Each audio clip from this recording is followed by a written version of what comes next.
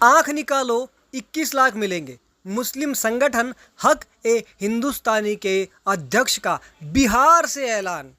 अब आप सोचिए, भारत में कोई फिल्म बनती है जो आईएसआई जैसे आतंकी संगठन को नंगा करती है, उसकी जिहादी विचारधारा को सबके सामने रखती है और लव जिहाद रूपी आतंक की पोल खोलती है। उस फिल्म के विरोध में फिल्म के प्रोड्यूसर की आंखें निकालने के लिए भारत के बिहार में कार्यरत एक संगठन हक ए हिंदुस्तानी मोर्चा, उसका अध्यक्ष तमन्ना हाशमी, वो कहता है कि फिल्म के निर्देशक की आंख निकाल लो तो 21 लाख मिलेगा। अब सबसे पहली बात तो कि क्या ये हेट स्पीच का मामला नहीं है, और क्या बिहार पुलिस सुप्रीम कोर्ट के निर्देशानुसार इस व्यक्ति पर, और व्यक्ति पर ही क्यों, इस संगठन पर हेट स्पीच के मामले में स्वतः संज्ञान लेते हुए कार्रवाई करेगी? आप सबको पता होगा कि हाल ही में हेट स्पीच के मामले में सुप्रीम कोर्ट ने साफ साफ निर्देश दिया है कि हेट स्पीच के मामले में भले ही कोई एफआईआर हो ना हो, पुलिस और प्रशासन खुद स्वतः संज्ञान लेते हुए कार्यवाही करे।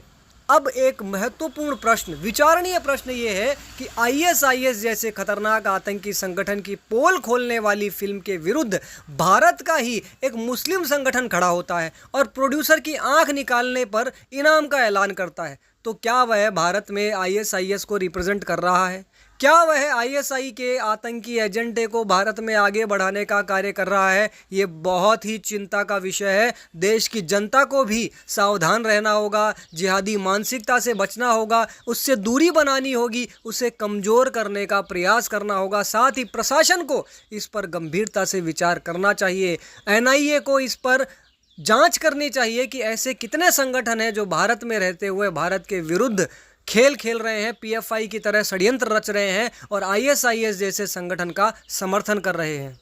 राष्ट्रीय सुरक्षा को ध्यान में रखते हुए ऐसे संगठनों पर कड़ी कार्यवाही की जानी चाहिए। ऐसे संगठनों की जांच होनी चाहिए जो भारत में रहकर भारत के विरुद्ध ही षड्यंत्र रच रहे हैं। पीएफआई का आप सबको पता होगा कि कितने इन्होंने पूरा एजेंडा अपना तैयार कर रखा था 2047 तक भारत को इस्लामिक राष्ट्र बनाने का, और ऐसा नहीं है कि इसे बैन करने से वो एजेंडा ख़त्म हो गया, वो एजेंडा आज भी चालू है। और पीएफआई एक संगठन तो भले ही रोक दिया गया हो, बैन लगा दिया गया हो, लेकिन उस विचारधारा को नहीं रोका जा सकता। उस विचारधारा को रोकने के लिए प्रशासन को कड़े कदम उठाने चाहिए।